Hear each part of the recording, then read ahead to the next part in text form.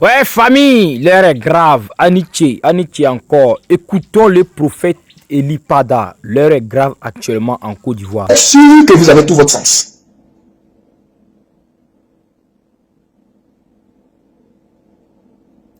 Il y a 4 choses qu'on ne fait pas.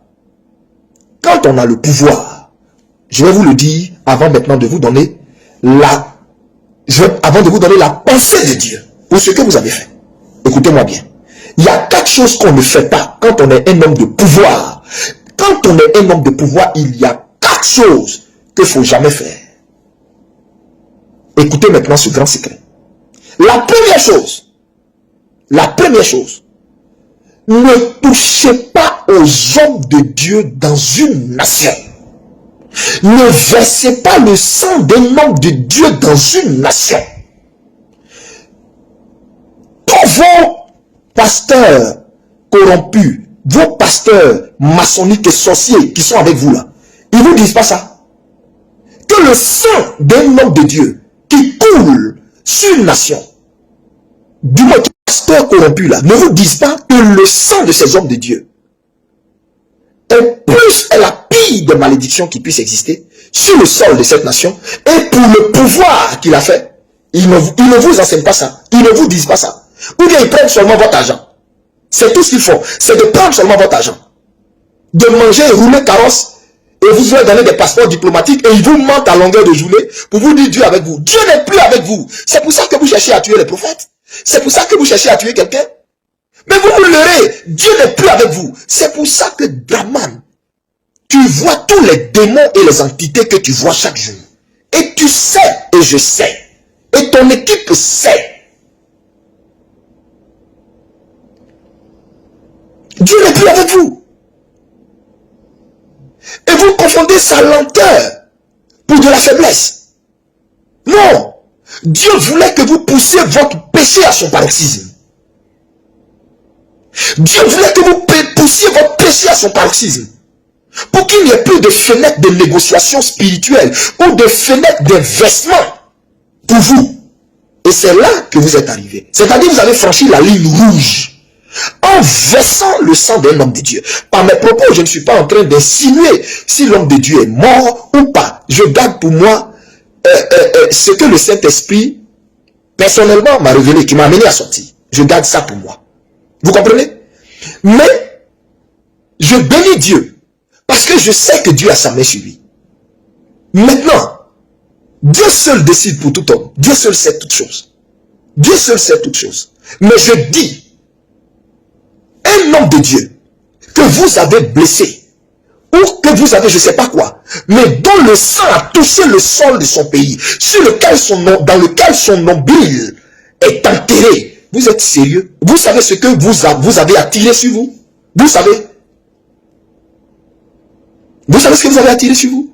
Et vos pasteurs, vos menteurs, vous excitent votre colère. C'est-à-dire, du moins, excite votre... il vous leurre.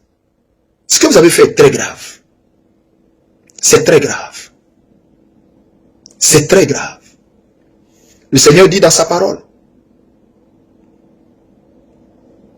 que nul ne touche à mes coins. Ce n'est pas une supplication, hein, ce verset. C'est un impératif, c'est un ordre que Dieu donne à l'humanité. Faites tout, hein, mais que nul ne touche à mes coins. Il y a une ligne qu'il ne faut pas franchir dans la vie. Premier, je vous l'ai dit, les hommes de Dieu. Deuxième, les orphelins. Parce que Dieu dit, je suis le père des orphelins. Troisième, les veuves. Parce que Dieu dit, je suis le mari de la veuve. Quatrième, l'étranger dans un sol, dans un territoire. Quand quelqu'un est étranger dans un pays, arrangez-vous. Arrangez-vous pour ne pas faire du mal à cet étranger. Sinon, vous attirez la malédiction sur toute la nation. Et depuis que vous êtes venu au pouvoir, vous persécutez les étrangers. Or, vous aviez dit que vous veniez au pouvoir pour les mêmes étrangers là. Vous avez versé le sang de certains étrangers dans vos mêmes géoles là. Vous avez versé le sang de certains citoyens et ressortissants étrangers tués que vous avez fait passer d'après vous pour des suicides.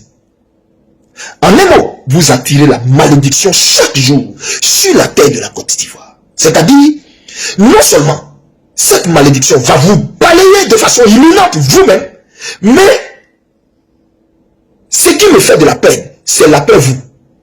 À cause du sang de ce serviteur de Dieu que vous avez versé. Même si c'est juste une égratignure. Je ne suis pas en train d'insinuer s'il est mort ou pas. Je ne veux pas entrer là, pour l'instant. Mais vous-même, vous allez finir par dire, qu'en est-il de son cas?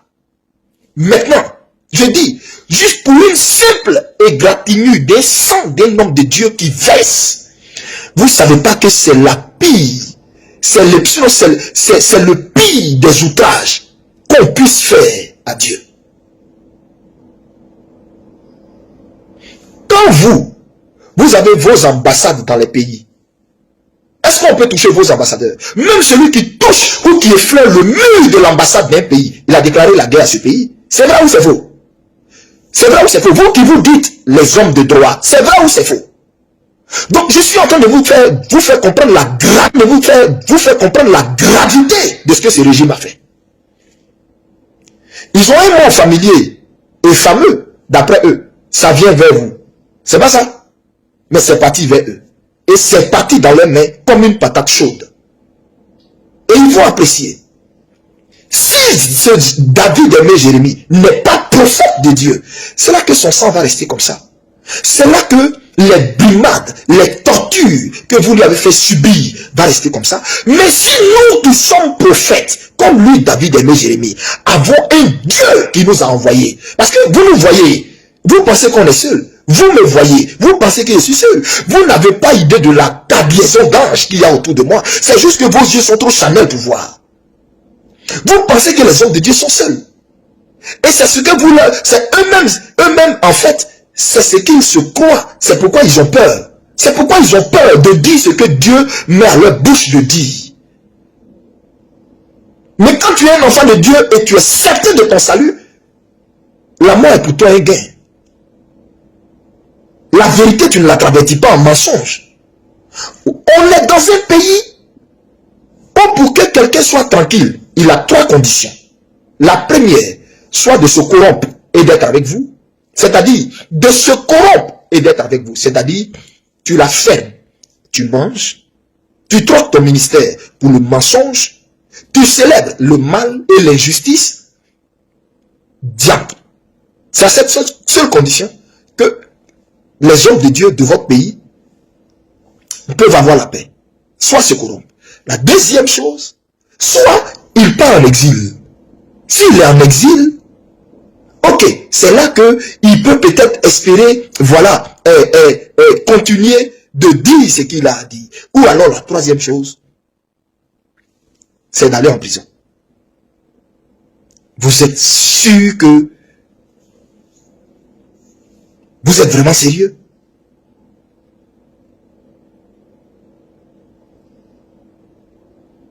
Dieu appelle chaque homme de Dieu avec son caractère.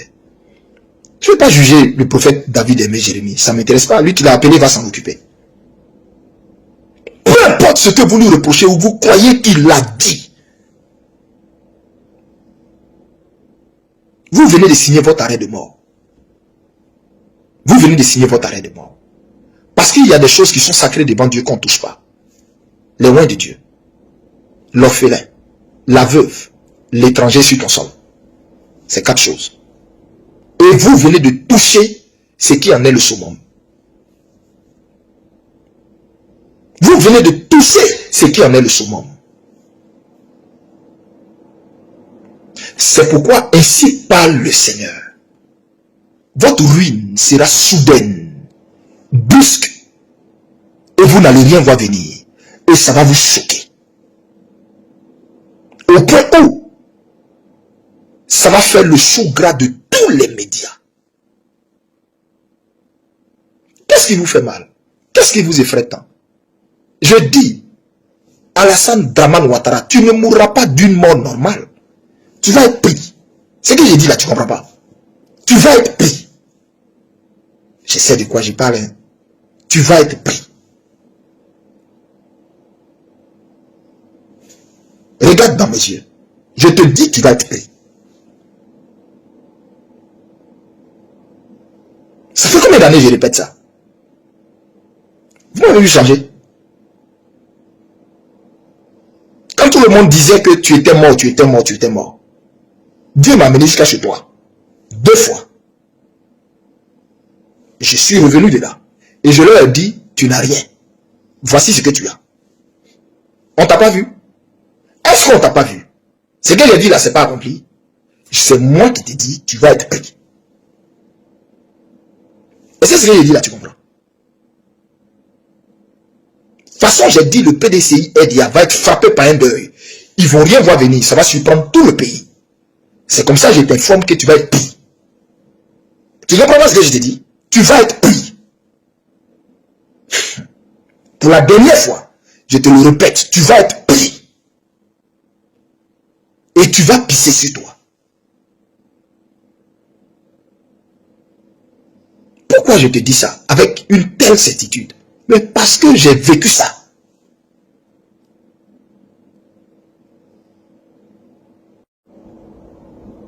Ivoirien, rassurez-vous, ce monsieur-là, ce que Dieu lui réserve, les gens vont raconter ça dans les histoires, dans les livres d'histoire.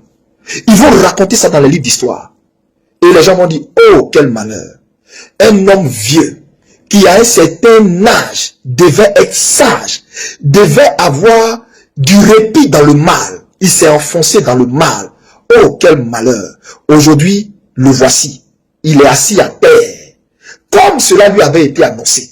Parce qu'ils vont te mettre à terre. Je te répète ça.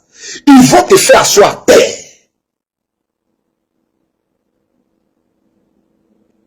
Et la caméra va zoomer sur ton anatomie pour voir toute ton urine. Tellement tu vas trembler de peur devant ceux qui vont t'éteindre. Tu comprends? Comment tu étais habillé là? J'ai vu. Comment ta femme était habillée? Et puis elle tremblait là? J'ai vu. Comment ton frère était habillé là? J'ai vu.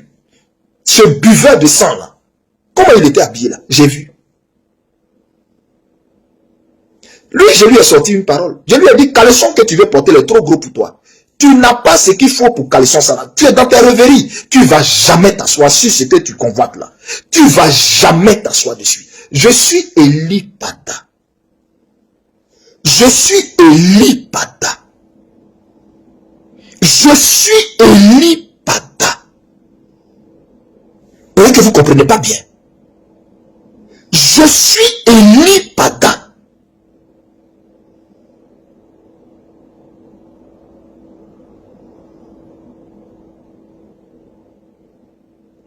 Le sang de Jérémie, les douleurs, ses cris, alors qu'il criait pour dire au secours, au secours. Ah, vous pensiez qu'il n'avait pas eu du secours, ou vous pensiez que le Seigneur n'avait pas entendu. Vous pensiez qu'il n'avait pas entendu. Vous savez, quand Dieu veut faire taire toute forme d'intercession possible pour quelqu'un là, il le pousse à une faute qui est impardonnable. Et c'est ce que vous avez fait là.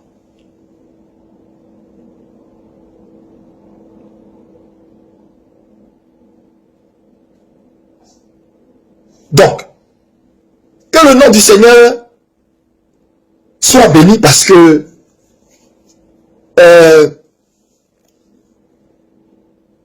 nous avons un Dieu qui est juste et qui venge ses serviteurs. Je voudrais ici apporter mon réconfort à la famille, à l'épouse, aux enfants, à l'église, à l'assemblée de David et Jérémie. Fortifiez-vous et restons dans la prière.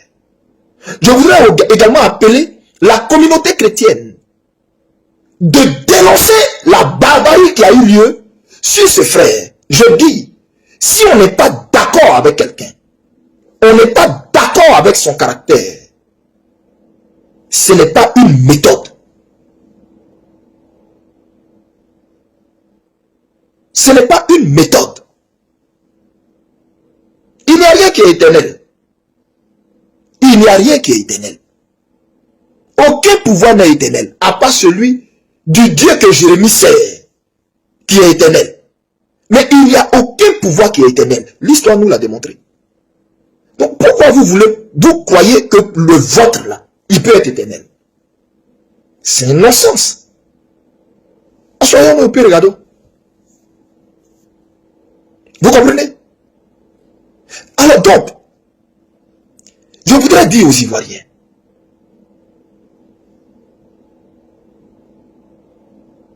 Dieu, le Dieu tout-puissant, essuiera vos larmes, vengera votre douleur, vengera vos pleurs. Mais s'il y a quelque chose à condamner, ne restez pas silencieux. Ne vous référez pas à un torchon produit par un soi-disant procureur qui ne connaît même pas son sort. Ne me poussez pas à dire beaucoup de choses. Ne me poussez pas à dire beaucoup de choses. Il ne connaît même pas son sort. Ne me poussez pas à dire beaucoup de choses.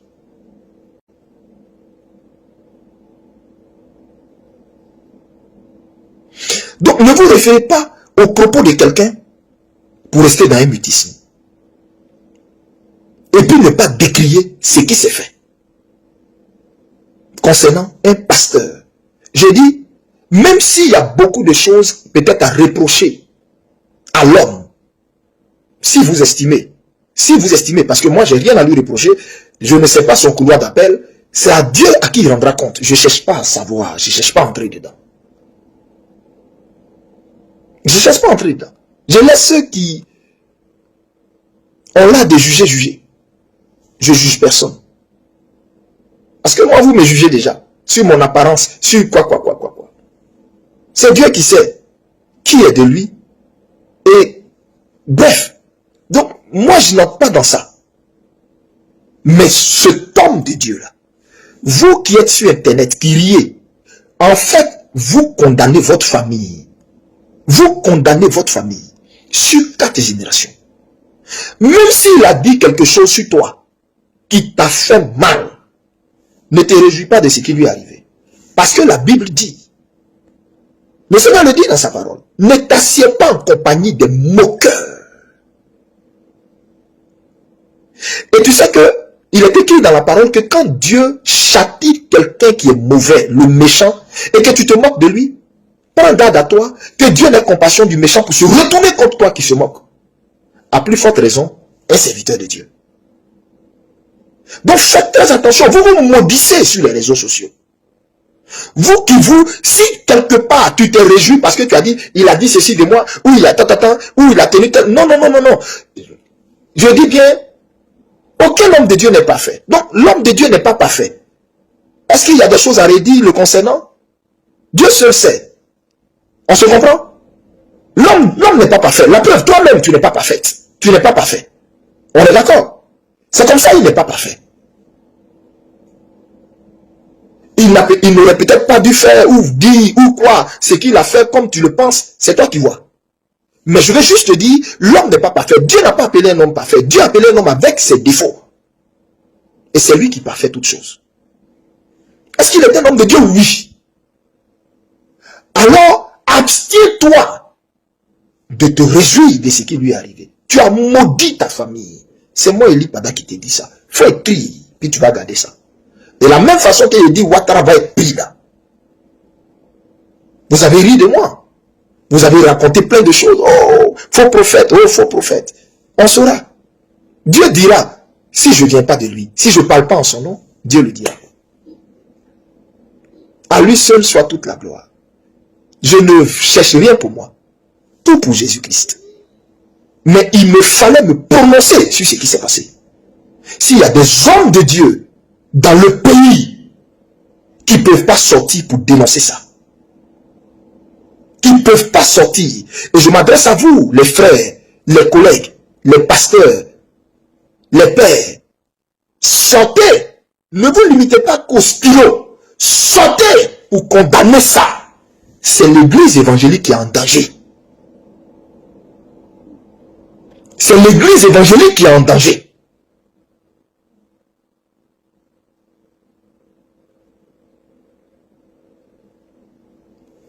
je vous annonce aujourd'hui,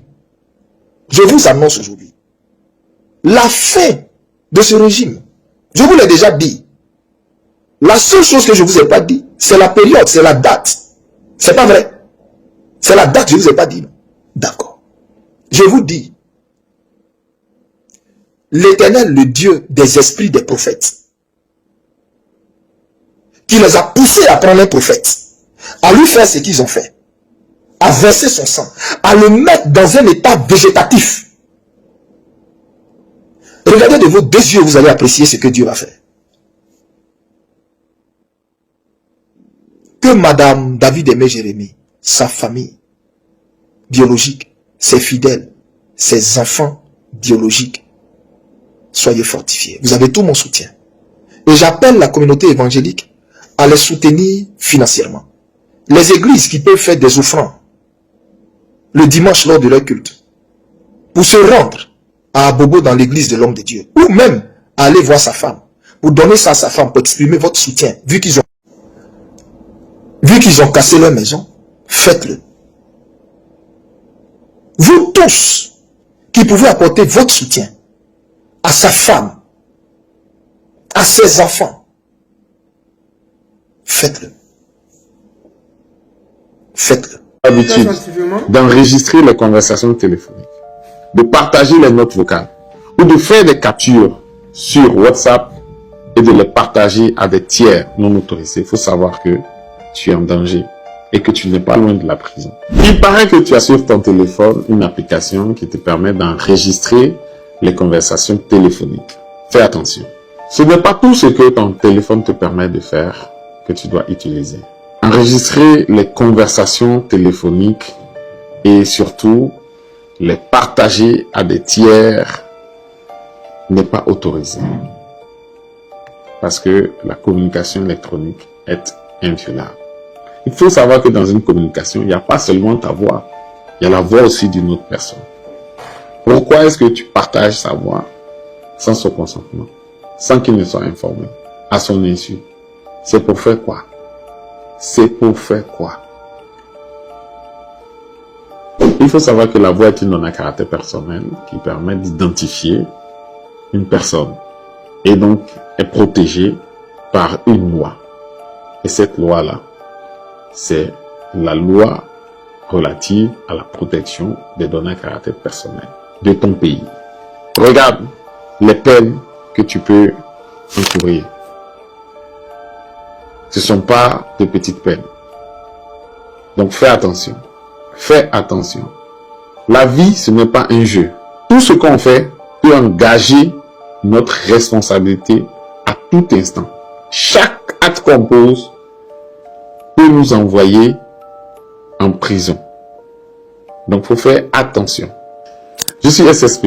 Chaque jour, je partage du contenu pour vous aider à vous protéger. Ce monsieur-là, SSP, où tu pouvez vous abonner à son compte. Abonnez-vous massivement pour éviter de tomber dans des situations compliquées que vous ne pourrez plus rattraper. Parce que mine de rien, aujourd'hui, en Afrique, les gens, ils ne savent pas ce que c'est la loi. Et même s'ils savent, ils n'en ont rien à foutre. Mais je pense qu'il y a beaucoup qui ne savent pas. Voilà pourquoi je partage cette vidéo avec vous. Souvent, vous vous trouvez avec des amis dans des groupes et ils se permettent d'enregistrer vos conversations. Souvent, il y a des gens qui se font passer pour vos amis. Ils vous appellent et quand vous causez avec eux comme étant des amis, vous vous retrouvez un matin étonné, surpris, scandalisé d'entendre votre voix sur les différents lives ou bien sur les différents directs dans lesquels vous parlez. C'est-à-dire que vous pensez que vous avez affaire à des gens qui sont vos camarades, mais en réalité, c'est tous des gens qui vous en veulent, qui vous, je sais pas, détestent ou qui vous envient ou qui ont l'intention même de vous nuire. Voilà pourquoi souvent quand les gens me demandent, s'il te plaît, je ne peux pas avoir ton contact, je leur dis, allez-y me trouver sur d'autres plateformes où là-bas nous allons causer et ça va rester là-bas. Parce que donner mon contact à des gens et après me retrouver d'une manière intime avec ces personnes-là à discuter des choses comme je pense que ce sont mes camarades, je vais me retrouver un matin sur les réseaux sociaux. J'ai déjà eu ce problème-là. Voilà pourquoi je me méfie vraiment. Et je dis encore à vous tous qui me suivez, faites attention. Mais à ceux qui le font. Parce que tout dernièrement, j'ai vu certaines personnes qui mettaient des audios des uns et des autres et qu'ils avaient enregistré à leur insu. Mais ils ne savent pas quelles sont les peines qu'ils encourent. Vous avez vu les peines qu'ils encourent si jamais ils se faisaient attraper ou arrêter. Voilà. Si jamais ces personnes qu'ils auraient dit vouloir nuire portaient plainte contre eux, voici les peines qu'ils encouraient. C'est vraiment triste parce que moi, j'ai commencé à me méfier de tout le monde. C'est comme si je suis devenu un peu parano. Mais c'est pas que je suis parano. C'est souvent la vie qui te montre la vie. Chez nous, notre diva disait que ce n'est pas conseil qui conseille, mais c'est conséquences qui conseillent.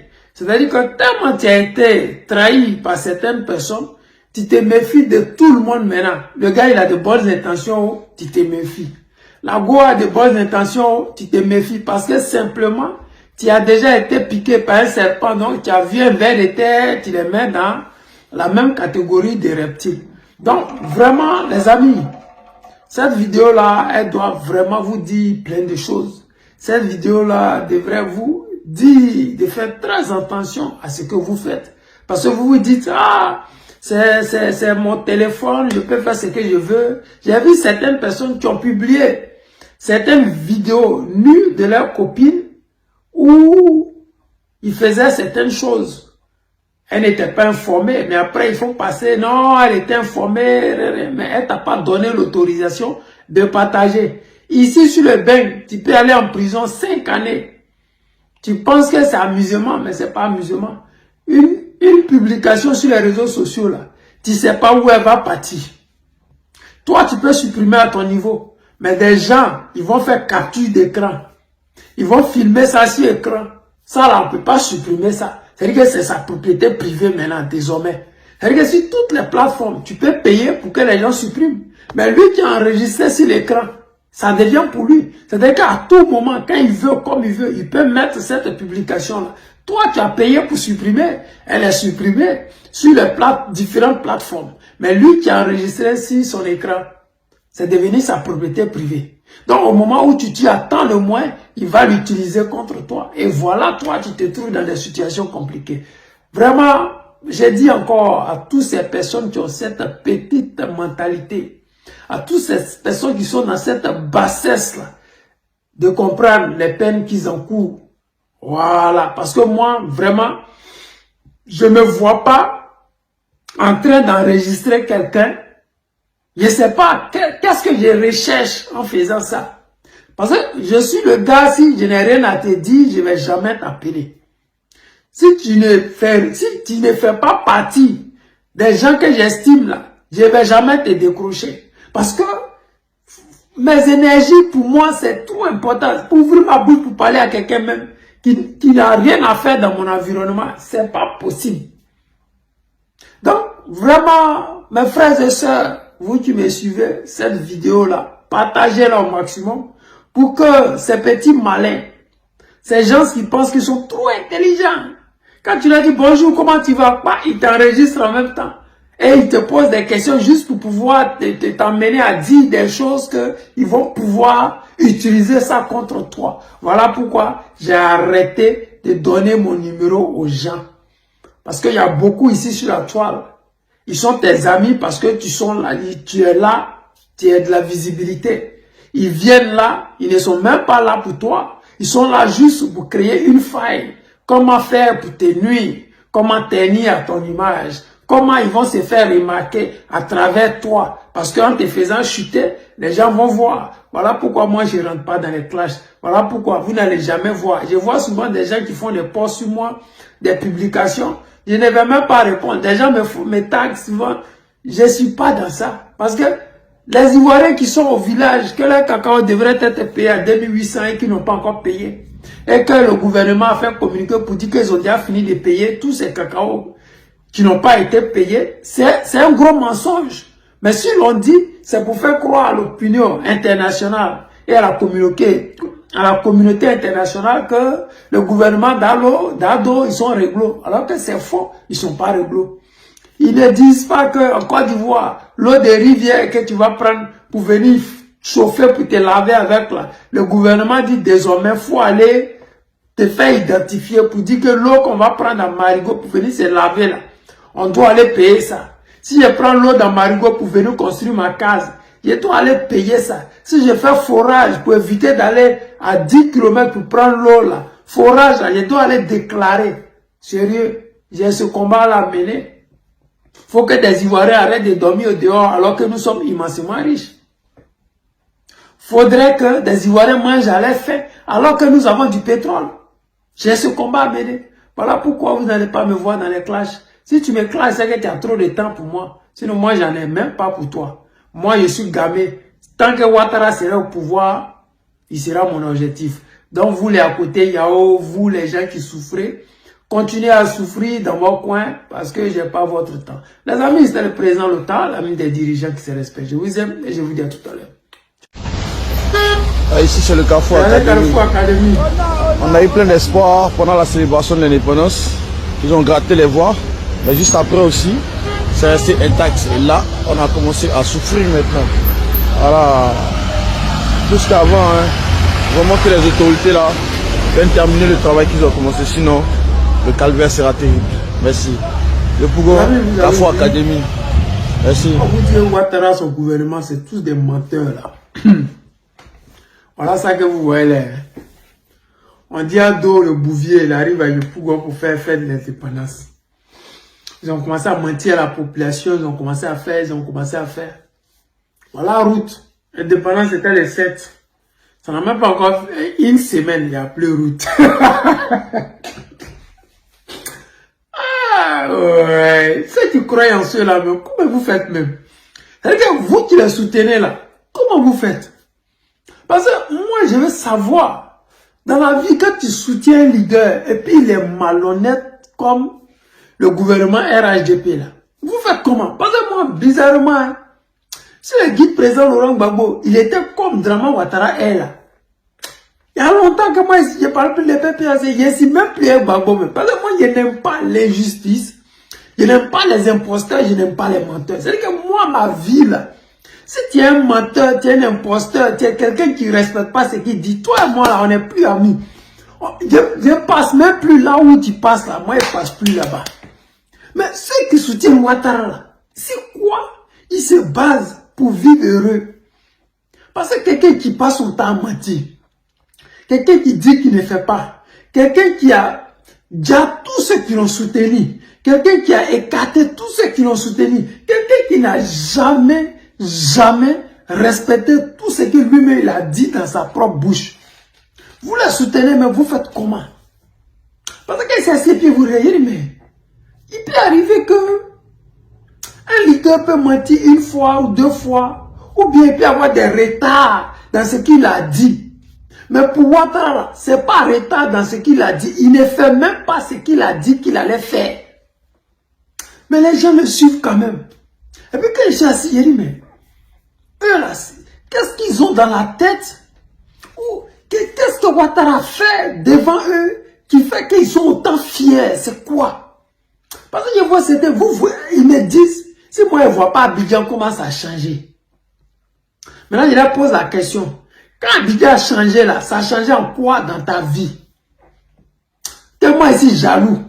Mais la réponse, la question que moi j'ai posée là, ça n'a rien à faire le fait que je suis jaloux pas. J'ai dit, vous qui soutenez Ouattara là, qu'est-ce qu'il a fait qui a fait que votre vie a changé? Parce que construire des cités appartenant à leurs enfants, leurs neveux, leurs tantes là. Des cités que vous allez aller payer des maisons là-bas. Des cités que vous allez aller louer maison là-bas. Vous gagnez quoi dans ça? Parce que petite route ils ont fait hier là. Ils ont aménagé les coins pour vous distraire. Voilà, ils sont partis. Ça n'a pas encore fait une semaine. Aujourd'hui, nous sommes le 15. Fête de l'indépendance, c'était le 7. C'est-à-dire que je suppose qu'ils ont fait ça jusqu'au 6. Donc le 6, ils ont arrêté d'arranger ces routes-là. Du 6 au 15, ça fait à peine une semaine. Les routes sont déjà gâtées. la population là, ils sont en train de demander encore Sabaré pour que le maire vienne arranger. Si vous n'êtes pas fatigué de vous laisser burner matin, midi, soir, mais asseyez-vous et puis posez-vous des vraies questions.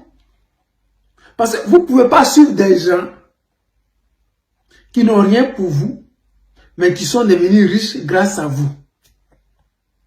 Quand je vous dis que la Côte d'Ivoire est riche, vous pensez que j'ai dit seulement comme ça dans mon imaginaire. Non. J'ai dit combien nous gagnons par jour, combien le port d'Abidjan gagne par jour. Combien nous gagnons par jour avec le pétrole, par mois. Combien nous avons gagné par an avec le pétrole. Combien la Côte d'Ivoire gagne avec le cacao. Palmier à huile, l'anacade. Bon, laissons ça, l'impôt même simplement là. Combien l'État de Côte d'Ivoire gagne? Mais quand vous voyez comment les Ivoiriens souffrent, vous posez la même question à savoir, mais si la Côte d'Ivoire est plus riche que la Norvège, pourquoi est-ce que des Ivoiriens iront demander l'asile en Norvège? Si la Côte d'Ivoire est plus riche que la Belgique, pourquoi des Ivoiriens iraient demander l'asile en Belgique? Je suis là souvent, je vois des Ivoiriens, des centaines de milliers d'Ivoiriens qui se cachent dans la maison, dans le Maghreb, parce qu'ils ne veulent pas qu'on les rapatrie en Côte d'Ivoire. Je vois certaines personnes qui ont été machetées là-bas, qui ont été humiliées. Je vois certaines sœurs qui ne peuvent pas parcourir 100 mètres sans qu'on ne les crache dessus, sans qu'on tape les fesses, sans qu'on les tape, tire les cheveux ou les perruques. Mais qui préféraient rester dans ce cauchemar quotidien là, au lieu de rentrer dans leur pays. Aucun pays, je dis encore, aucun pays du Maghreb n'est riche que la Côte d'Ivoire. Aucun pays. Si quelqu'un dit le contraire, qu'il écrive ici que les ressources ivoiriennes dans le Maghreb, il y a un pays maghrébin qui a plus de ressources que la Côte d'Ivoire. Un seul pays. Tout le Maghreb confondu. Que ce soit l'Égypte, que ce soit la Tunisie, l'Algérie, je ne sais quoi. Un seul pays de tous ces pays-là. Il n'y en a pas. L'Algérie a le gaz et le pétrole.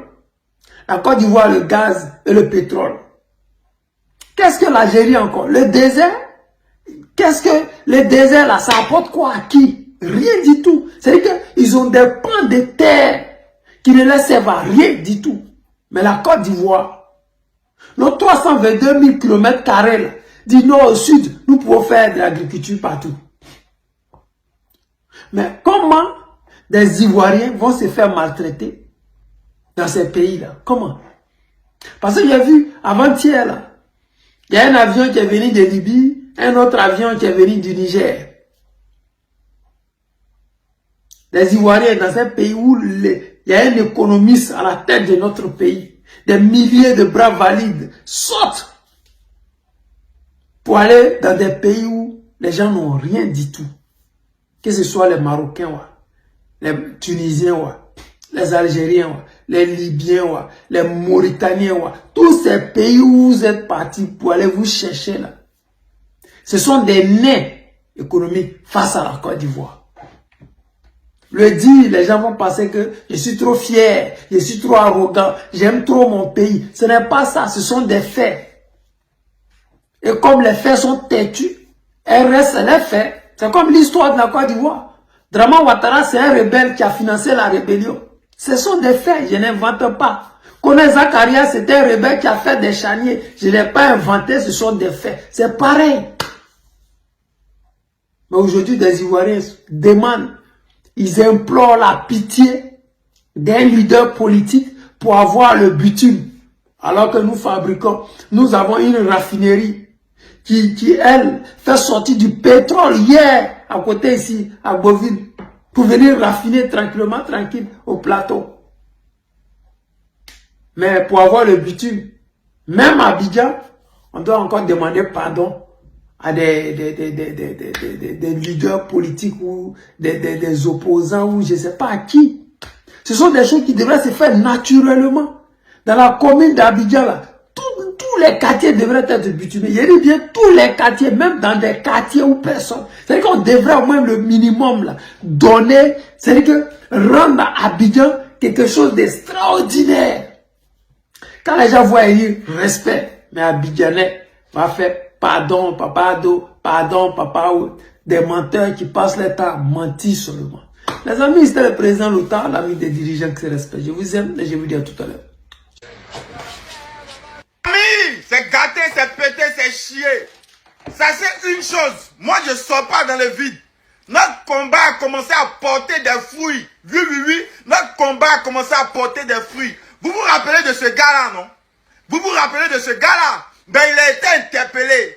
J'ai dit ici de taguer la police, taguer les forces spéciales, taguer même les vigiles. Lui, notre combat a commencé à porter des fruits. Oui. Nous remercions ici le commissaire Barou de Diogonefla, lui et ses éléments de la PJ. Oui. Dès qu'on a donné la lettre, ils n'ont pas dormi. Famille, ils n'ont pas dormi. Ils ont commencé à les traquer. Et jusqu'à aujourd'hui, nous disons merci à ces autorités-là parce qu'ils font leur boulot. Nous leur disons merci parce que grâce à eux aujourd'hui, là, nos parents peuvent circuler librement. Avoir défié les autorités de Côte d'Ivoire, de Oumé, il a fui pour aller sur Abidjan. Et je suis à Abidjan maintenant, il a fui pour aller à Diegonefla. Et de Diegonefla maintenant, ils ont mis la main sur lui là-bas, famille. Ils l'ont attrapé comme du n'importe quoi. Vous avez écouté cette petite vidéo là. Ça nous fait plaisir, mais moi je déplore parce que ces enfants d'immigrés, leurs parents étaient vraiment des gens respectés et respectables. J'ai dit encore, ces enfants d'immigrés, nouveau modèle que nous avons aujourd'hui là. Si les grands-parents et leurs parents étaient comme ça, je vous jure que tous ces immigrants que vous voyez chez nous là, ça n'aurait même pas existé.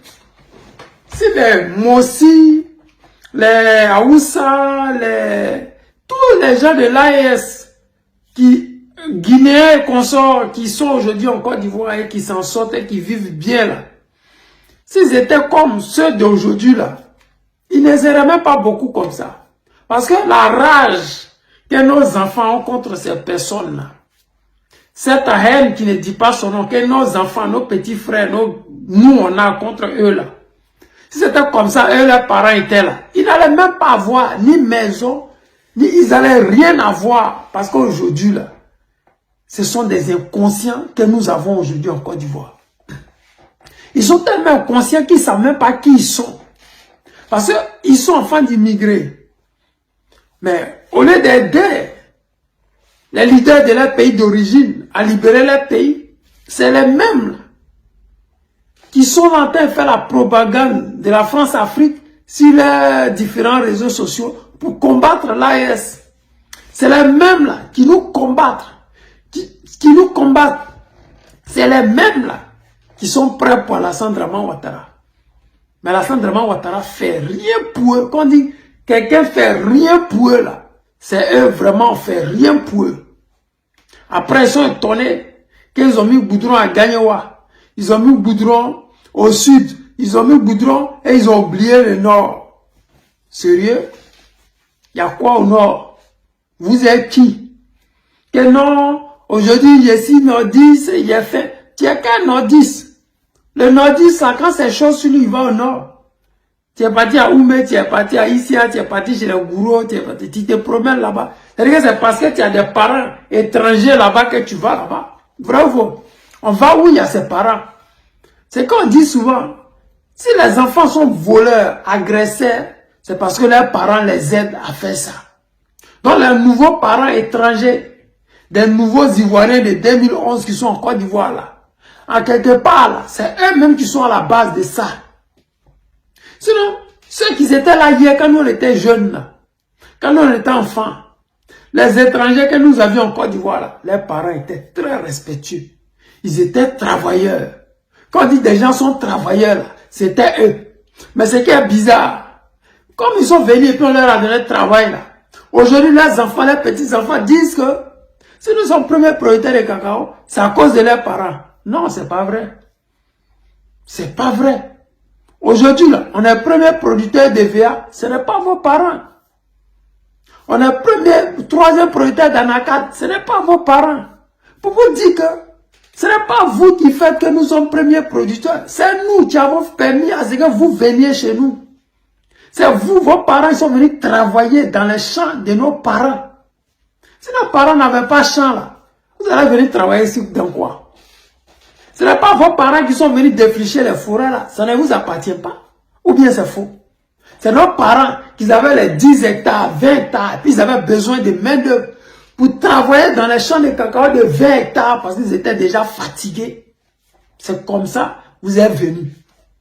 Donc, quand vous ne connaissez pas votre place, vous vous transformez en djoula, parce que si vous dites que vous êtes djoula, ça serait facile pour vous de vous accoquiner avec nos parents Sénifo, Koyaga, Maoka, Tambana et j'en passe.